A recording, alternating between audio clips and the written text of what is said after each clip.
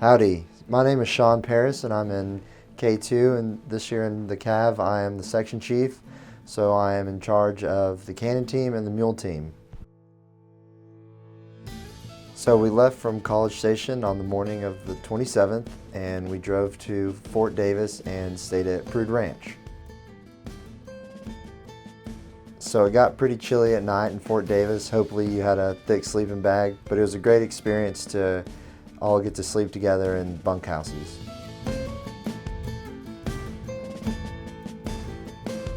Pretty much we just gave them hay and water and checked over them after we unloaded them from the trailer. So we never really gave them grain feed, so that was a little different, but other than that it was the same. Just made sure they had hay and water and checked on them throughout the day or throughout the night. So when we arrived at our destinations, the Aggie moms would cook meals for us and they were really good. When we left the next morning, we drove to Phoenix, Arizona and stayed at the Buckeye Equestrian Center.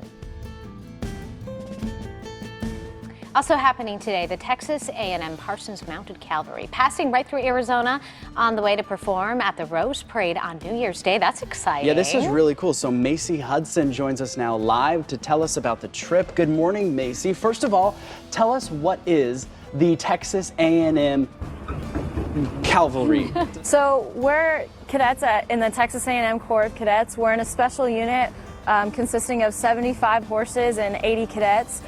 So the cadets completely run the organization, take care of the horses, and participate in parades and march-ins at Texas A&M every weekend. That is wow. really impressive. And so how does one become a cadet in this particular unit? So you can try out as a sophomore. So during your entire year, you'll try out, you'll come out, you'll learn everything about the horses, about our facilities.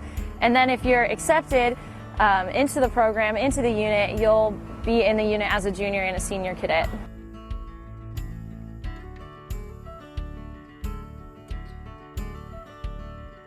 It's a very big deal. The cadets worked very hard to get here, and we're finally getting some recognition, some national level recognition that I believe that these young people deserve. The cadets planned this entire trip. The cadets applied for it, they planned it, I broke them out into groups, so each cadet had a different job. Hattie Britton was in charge of the planning committee, and then she broke it out, and Macy Hudson was our media person and our accountant. And we had a cadet for each stop along the way that had to make contact with, find us a place to stay, set up meals, make all those arrangements. We had folks that were responsible for all the vehicles, folks who were responsible for all of our gear that we brought. So it was broken out, so this was truly a cadet effort. It was a great learning opportunity for these cadets. The preparations started off very slowly, and then as we got closer, they obviously ramped up, and the cadets saw what it takes logistically to put this trip together.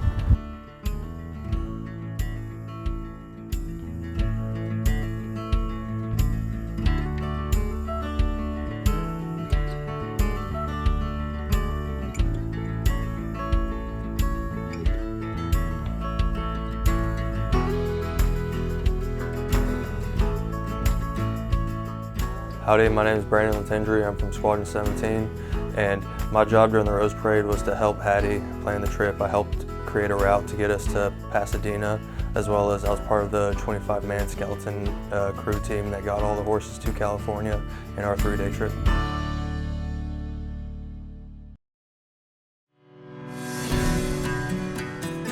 So before the parade even started, we had to get at the staging area around 8 p.m. the night before. We sat there for a couple hours, and then around 1 p.m. we started unloading all the horses, and it was very cold. We had to stay out there in the cold with the horses, keep them calm, in a very confined area on a freeway underneath the bridge. But we sat out there until probably about 6 a.m. We were able to get on our horses and move to our second staging area, where we also wait for like another hour.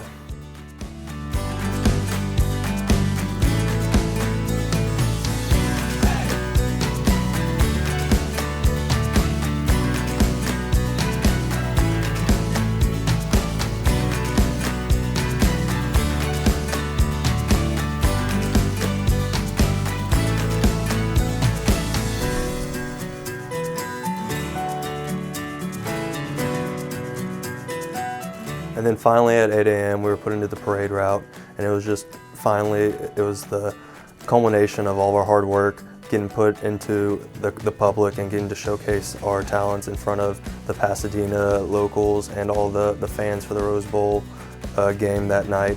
We would go through the parade, and we also would see Aggies along the route, which was truly awesome to see some of them supporting us even all the way out in California. And it was just a once-in-a-lifetime memory that I will never forget.